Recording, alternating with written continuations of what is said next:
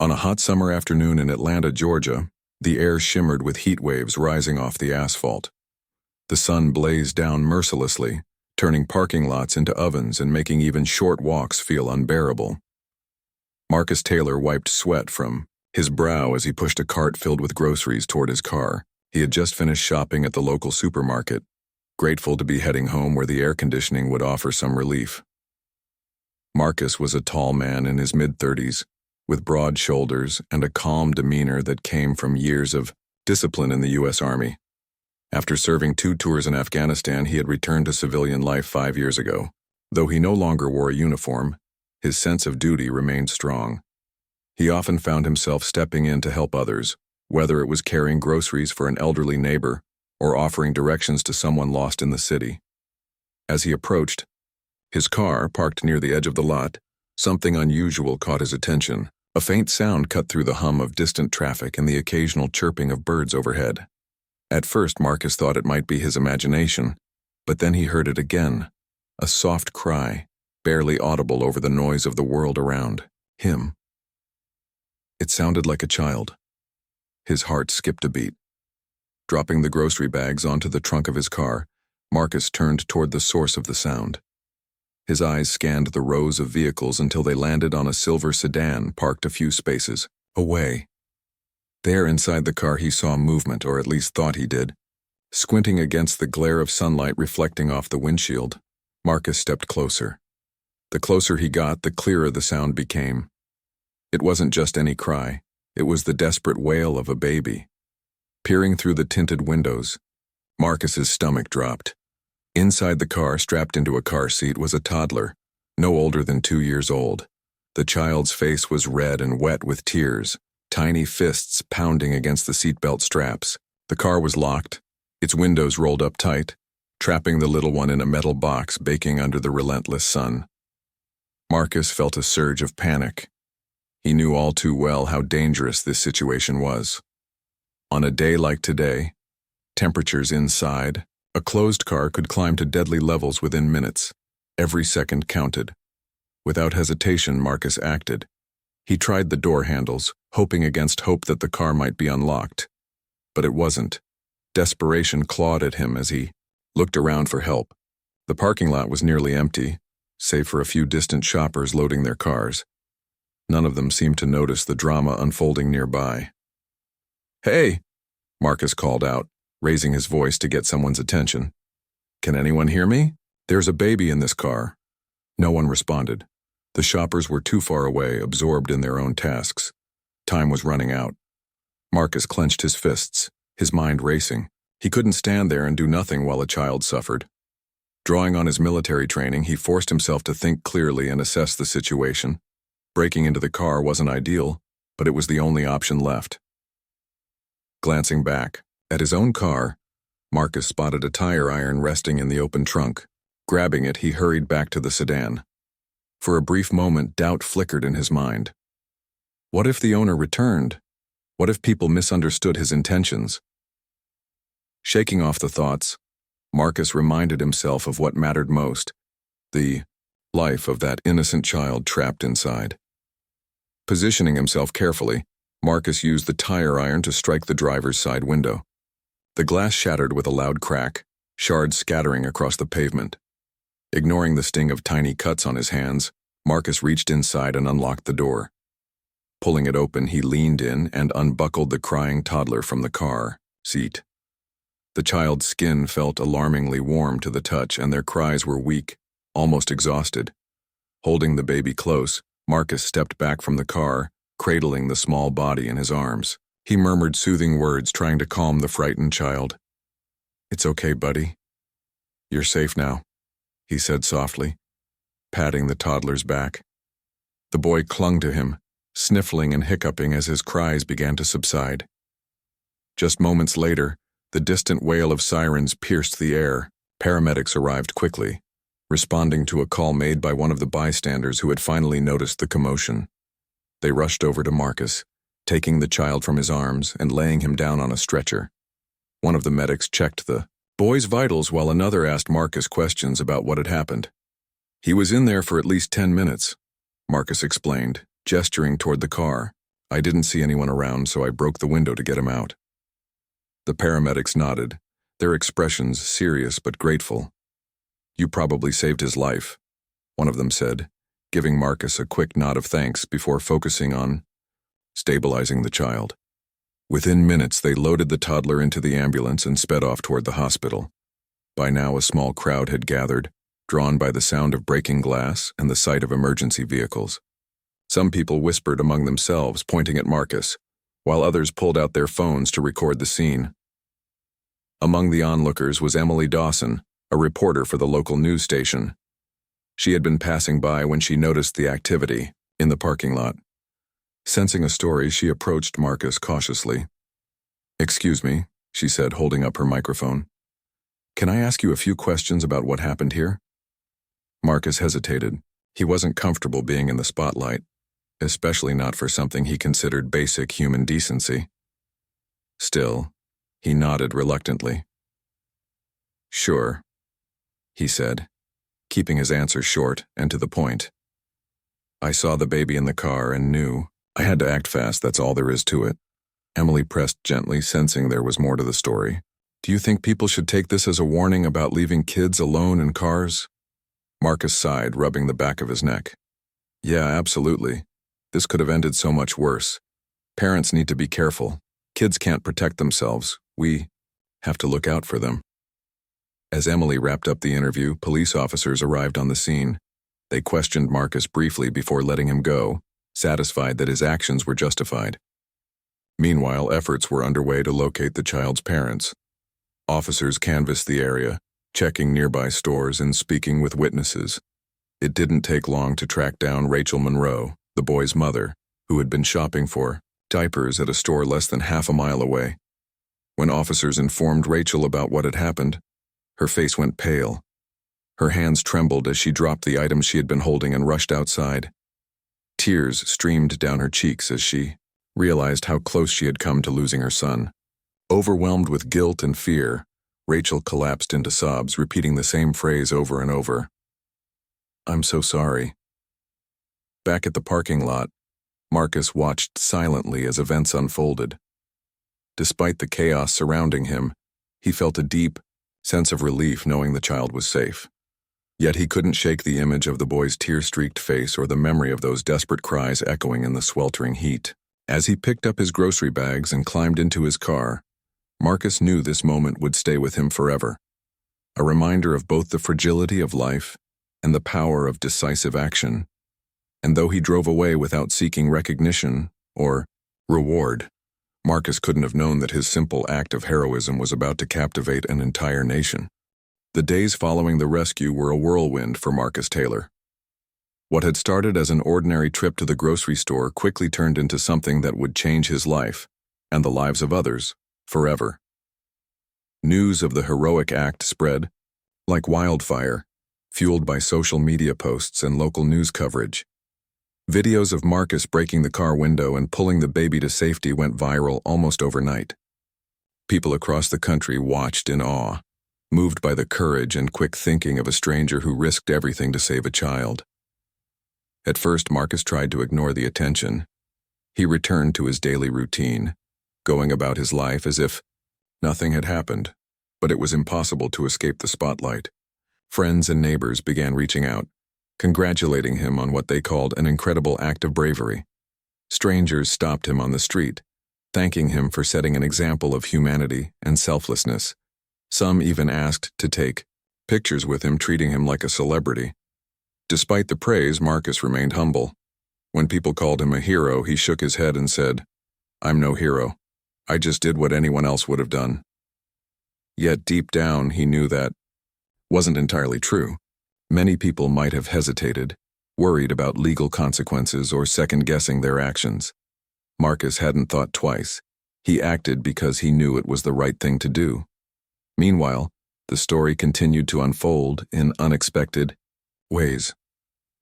Rachel Monroe, the boy's mother, became a central figure in the narrative. After being questioned by police, she gave a tearful statement to reporters outside the hospital, where her son, Liam, was recovering. She admitted that she had only stepped away from the car for a few minutes but lost track of time while shopping. Her voice cracked as she apologized, not just to the public but to her own child. "I made a terrible mistake," Rachel said, clutching a tissue in trembling hands. "I never meant to put my son in danger. I'm so grateful to Marcus Taylor for saving Liam's life. If it weren't for him, I don't know what would have happened." Her words resonated with many parents who understood how easy it was to make mistakes. While some criticized Rachel for leaving her child alone, others expressed sympathy, acknowledging the pressures of parenthood. The debate sparked conversations online and in communities across the nation about the importance of vigilance when caring for young children. As the story gained national attention, Emily Dawson, the reporter who had interviewed Marcus at the scene, decided to dig deeper.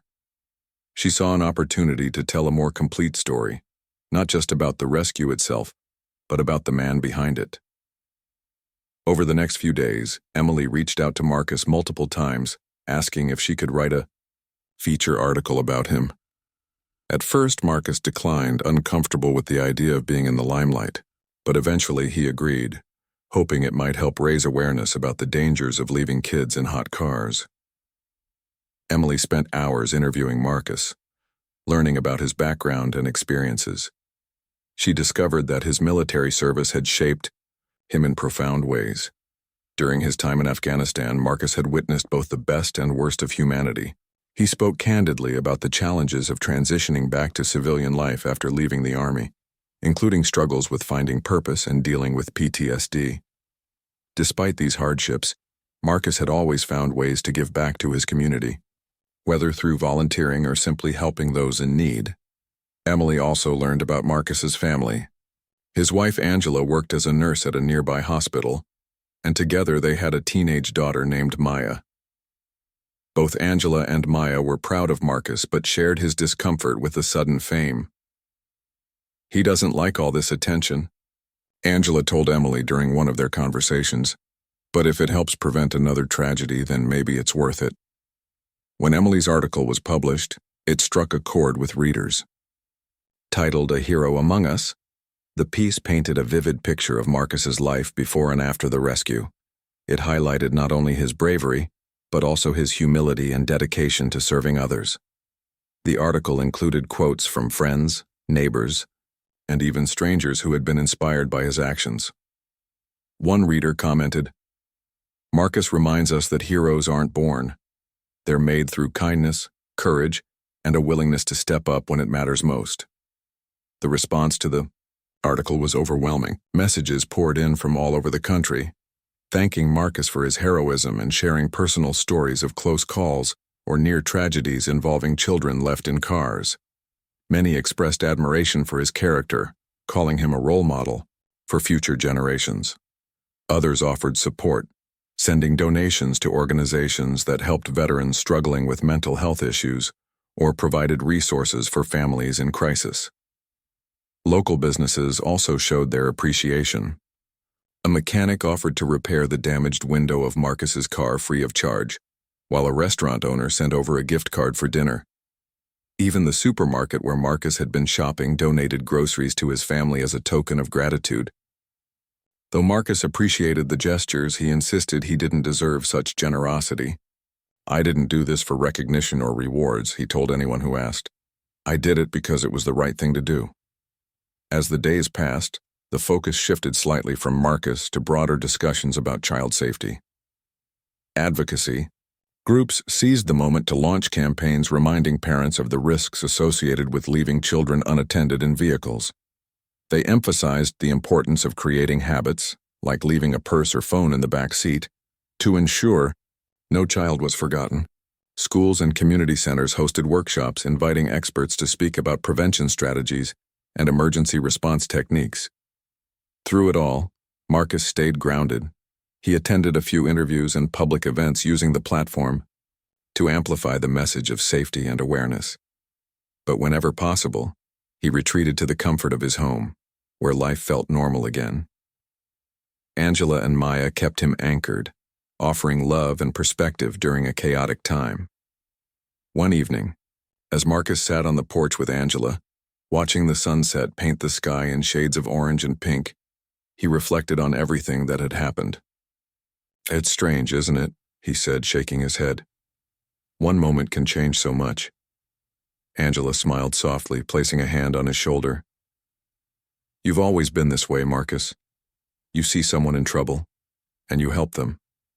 That's who you are." Marcus nodded, feeling a mix of pride and humility. He knew the attention wouldn't last forever, and that was okay with him. What mattered most was that a child's life had been saved, and perhaps along the way, people had been reminded of the power of compassion and action. Little did Marcus know, however, that the story was far from over. In the weeks to come, unexpected connections would form, bringing new opportunities and challenges. And though he couldn't predict what lay ahead, one thing was certain. His simple act of heroism had already left an indelible mark on the hearts of countless individuals. As the days turned into weeks, Marcus Taylor found himself at the center of a growing movement. The rescue of baby Liam had sparked a wave of awareness about child safety, but it also ignited conversations about community responsibility and human connection. People across the country were captivated not just by the dramatic moment in the parking lot, but by the man behind it, his humility, his courage, and his quiet determination to make a difference. One of the most surprising developments came when Rachel Monroe, Liam's mother, reached out to Marcus directly. She sent him a handwritten letter, carefully folded and placed inside a plain white envelope. The note arrived on a Tuesday morning, delivered to his doorstep along with the usual mail. At first glance, Marcus assumed it was another thank you card from a stranger or a donation request from a charity. But as he opened it and began reading, he realized this message was different.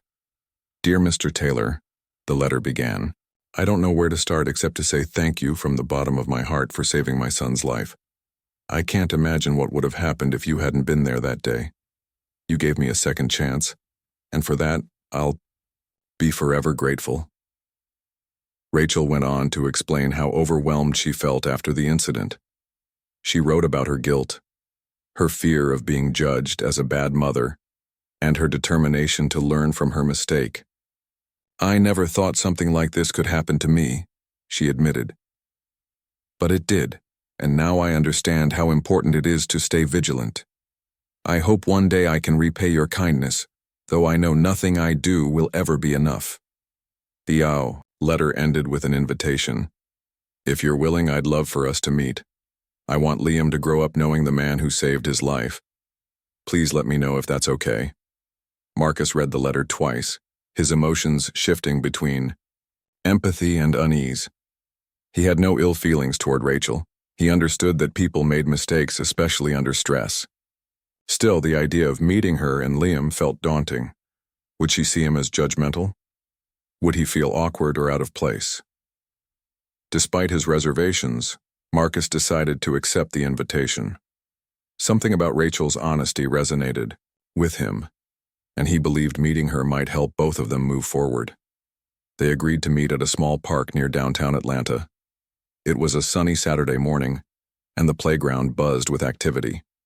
Parents watched their children climb jungle gyms and swing on tire swings while toddlers waddled around in oversized hats, chasing ducks by the pond. Marcus arrived early, dressed casually in jeans and a polo shirt. He carried a bottle of water and a stuffed animal, a gift for Liam. Rachel arrived shortly afterward, pushing a stroller with Liam sitting upright inside. She looked nervous, her hands gripping the handlebars tightly. When she spotted Marcus standing near a bench, she hesitated.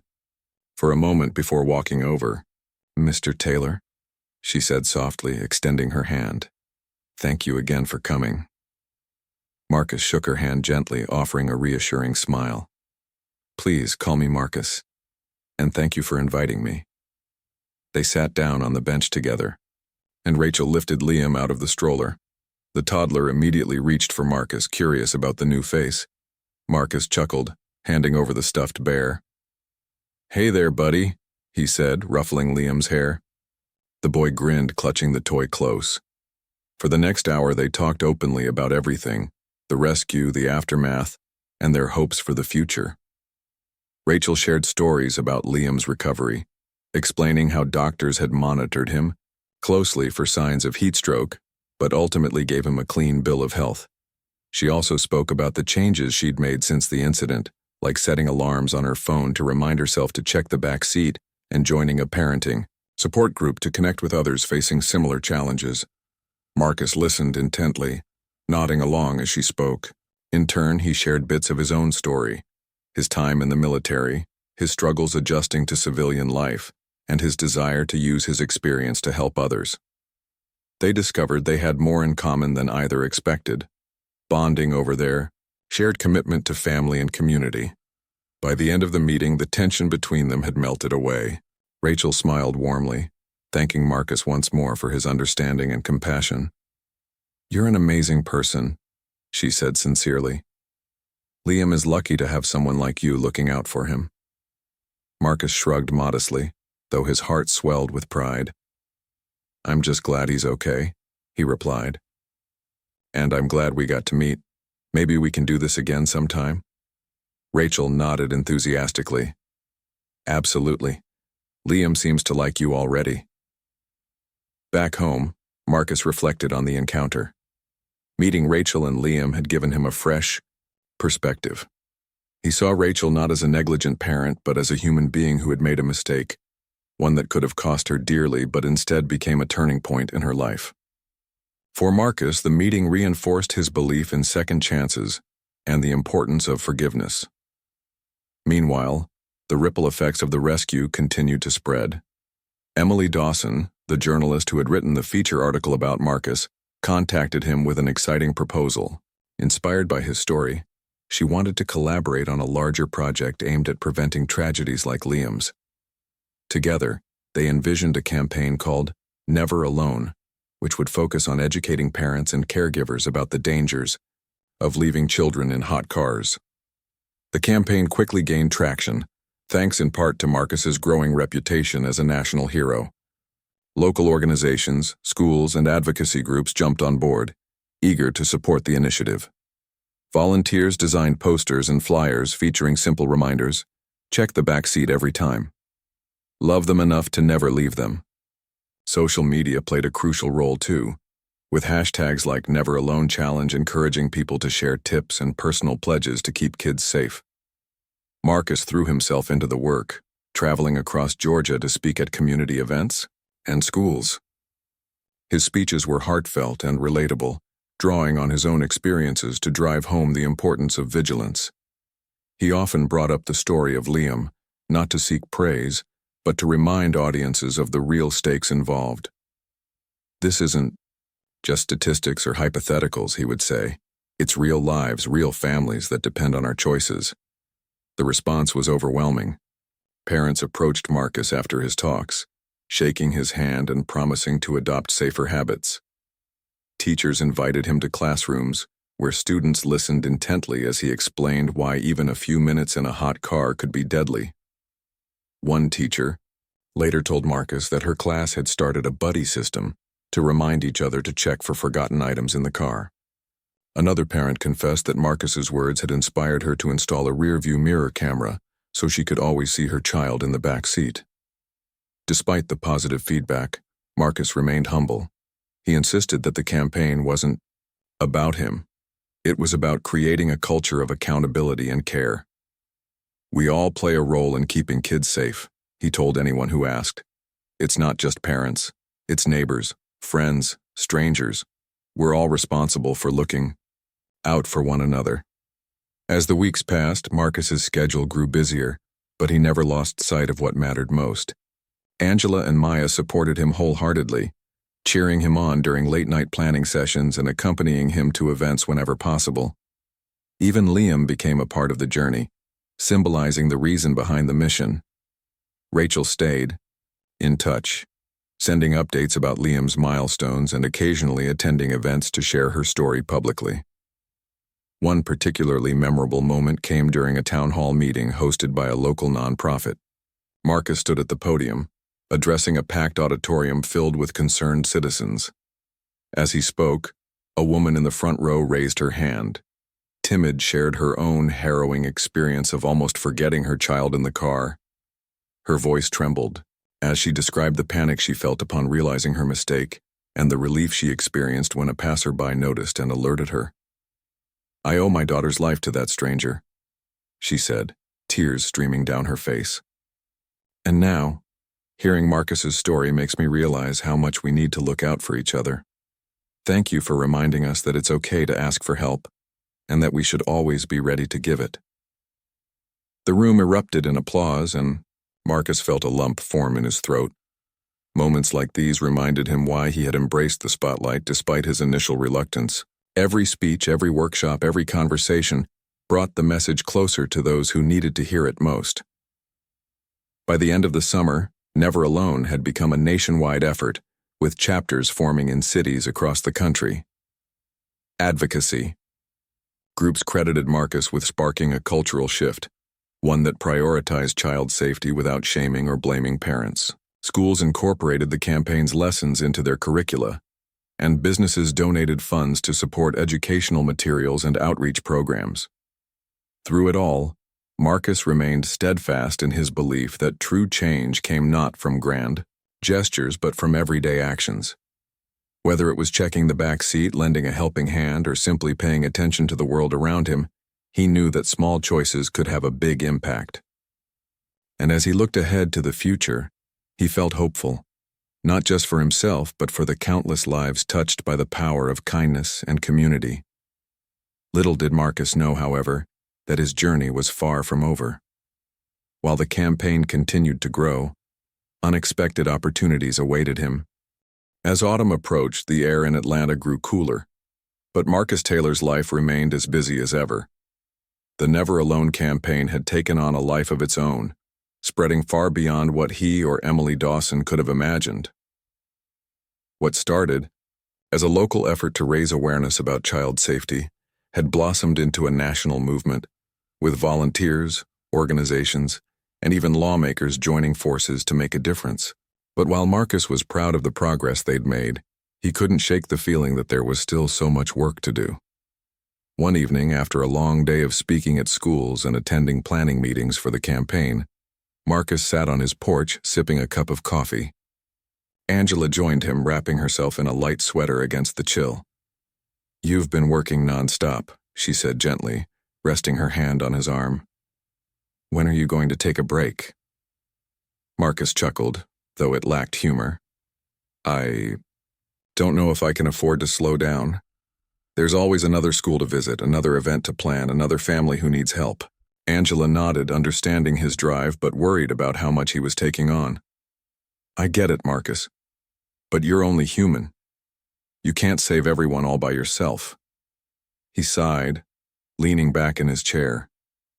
"Maybe not, but I feel like every time we reach one person, it's worth it.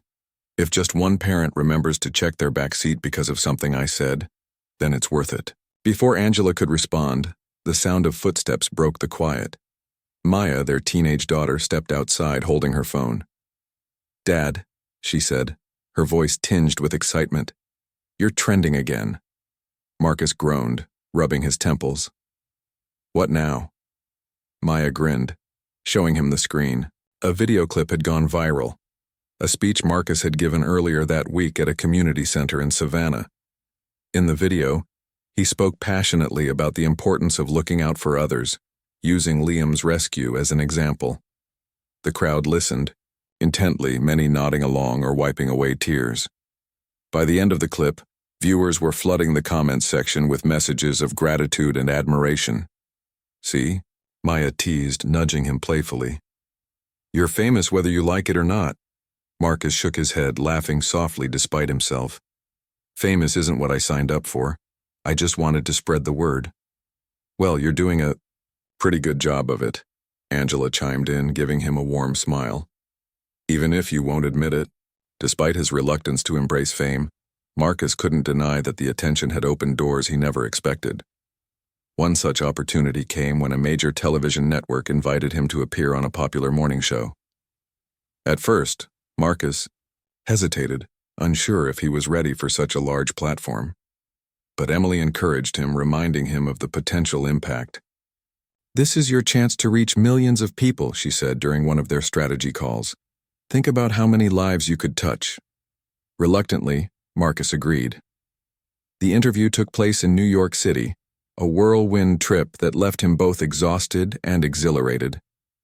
Sitting across from the smiling host, Marcus recounted the events of that fateful summer afternoon, the scorching heat, the baby's cries, and the split-second decision that changed everything. He spoke candidly about his military background, his struggles with PTSD, and his belief in the power of community. When the host asked what message he hoped viewers would take away, Marcus leaned forward earnestly. "It's simple," he said. "We all have the ability to make a difference. It doesn't matter who you are or where you come from. What matters is what you do when someone needs help. Look around you. Pay attention. Be present. That's how we create a safer, kinder world." The audience erupted in applause, and within hours, hashtags like "Look Around" and "Be Present" began trending online. Viewers flooded social media with stories of times they had helped strangers or been helped themselves. Teachers shared pictures of their classrooms decorated with posters inspired by Marcus's words. Parents posted videos of their kids reciting safety tips they had learned from the campaign. Even celebrities weighed in, praising Marcus's humility and dedication. Back in Atlanta, the response was overwhelming. Messages poured in from across the country, thanking Marcus for his courage and inspiration. Some came from parents who had implemented new routines to ensure their children's safety. Others were from veterans struggling with similar challenges, grateful to see someone like them making a positive impact. One letter stood out, a heartfelt note from a single father named Kevin, who wrote about how Marcus's story had motivated him to seek counseling for his own PTSD. "I've spent years trying to deal with my pain alone," Kevin confessed, "but hearing you talk about your journey gave me hope. Thank you for showing me that it's okay to ask for help, and that I can still be a hero to my kids, even if I'm not perfect." Reading the letter brought tears to Marcus's eyes. For the first time, he realized the full scope of his influence. It wasn't just about preventing tragedies. It was about giving people permission to be vulnerable, to admit their mistakes, and to strive for better. Every word he spoke, every action he took, rippled outward in ways he couldn't fully comprehend. Amid the chaos, Marcus found moments of peace through his continued connection with Rachel and Liam. They had formed a bond that felt almost familial, meeting regularly for coffee or trips to the park. Rachel often expressed her gratitude, not just for saving Liam's life, but for treating her with kindness and understanding. Over time, she became more confident, volunteering with the Never Alone campaign and sharing her story at events. During one such gathering, Rachel stood beside Marcus on stage, addressing a crowd of hundreds. Her voice trembled at first, but as she spoke, it grew stronger. "I used to think of myself as a failure," she admitted, "but Marcus showed me that failure isn't the end. It's just the beginning of something new. Something better." The audience erupted in applause, moved by her honesty and resilience. Afterward, dozens of people lined up to thank her, sharing their own struggles and triumphs. Watching from the sidelines, Marcus felt a swell of pride, not just for Rachel, but for everyone who had embraced the campaign's mission. As the weeks passed, the Never Alone initiative gained even more momentum. Lawmakers introduced legislation aimed at increasing penalties for leaving children unattended in vehicles, while also funding education programs to prevent such incidents. Schools incorporated safety drills into their curricula, teaching students how to recognize signs of distress and act quickly in emergencies. Businesses donated resources, from free car seat alarms to public service announcements airing on radio and television. Through it all, Marcus remained grounded, focusing on the individuals rather than the numbers. He visited hospitals, comforting families whose children had narrowly escaped tragedy. He attended support groups, listening to parents share their fears and frustrations. And he kept speaking, traveling from city to city to remind people that they weren't alone, that together they could create a safer future. One particularly poignant moment came during a visit to a small town in Alabama. A woman named Lisa approached Marcus after his presentation, clutching a photograph of her son, Ethan. She explained that Ethan had died 2 years earlier after being accidentally left in a hot car. Her voice cracked as she described the guilt and grief that haunted her daily. "I wish someone like you had been there that day," she said, tears streaming down her face. "But I'm glad you're here now for other families, for other kids. Please keep doing what you're doing. It means more than you'll ever know." Marcus hugged her tightly, overwhelmed by the weight of her words. As he held the photograph of Ethan, he vowed to honor his memory and the memories of countless others by continuing to fight for change. By the time winter arrived, the Never Alone campaign had become a cornerstone of child safety advocacy nationwide. But for Marcus, the true reward lay in the connections he'd forged along the way. From Rachel and Liam to Kevin and Lisa, each relationship reminded him of the power of compassion and the importance of second chances. Though the road ahead was uncertain, Marcus faced it with hope, knowing that even the smallest actions could spark monumental change. Little did he know, however, that his journey was about to take yet another unexpected turn, one that would challenge him in ways he couldn't anticipate. But for now, he focused on the present, cherishing the moments and the people who had shaped his path. Because in the end, it wasn't fame or recognition that mattered most. It was the lives touched, the lessons learned, and the love shared. As winter deepened, Marcus Taylor found himself reflecting on the whirlwind of events that had unfolded since that fateful summer day. The rescue of baby Liam had set off a chain reaction, transforming not just his life but the lives of countless others. What started as a single act of kindness had grown into something far greater, a movement that reminded people to look out for one another, to take responsibility, and to never underestimate the power of small actions. The Never Alone campaign had become a beacon of hope, inspiring communities across the country to come together in ways Marcus could have never imagined. Schools held assemblies where children learned about car safety and empathy. Parents formed support groups to share tips and encourage each other. Even businesses joined in, offering free tools like car seat alarms or reminders through smartphone apps. It was clear that the message had struck a chord with people from all walks of life. But despite the progress, Marcus knew there was still work to be done. Every time he heard about another close call, or worse, a tragedy, he felt the weight of the issue pressing down on him. He couldn't save every child, no matter how hard he tried. All he could do was keep spreading awareness, keep encouraging others to stay vigilant, and trust that his efforts would ripple outward in ways he might never see. One chilly December morning, Marcus received an email that caught him off guard. It was from a foundation dedicated to honoring everyday heroes, people who stepped up in moments of crisis without expecting anything in return. They wanted to present Marcus with an award at their annual gala in Washington, D.C., recognizing his bravery and leadership in launching the Never Alone campaign. At first, Marcus hesitated. He wasn't comfortable being celebrated for something he considered basic human decency. But Angela convinced him to accept the invitation, reminding him that it wasn't just about him, it was about shining a light on the cause. "This is your chance to amplify the message," she said firmly. "Think about all the people who will hear about Never Alone because of this event." Reluctantly, Marcus agreed. The gala turned out to be an elegant affair, held in a grand ballroom filled with glittering chandeliers and tables adorned with white linens. As Marcus walked onto the stage to accept the award, the room erupted in applause. Cameras flashed, capturing his every move, while guests rose to their feet in standing ovation. The host of the evening introduced Marcus with glowing praise, recounting the story of how he saved Liam's life and sparked a nationwide movement. When it was Marcus's turn to speak, he took a deep breath, gripping the sides of the podium.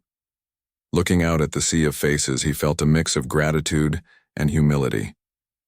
"I didn't expect any of this when I broke that car window last summer," he began, his voice steady but warm.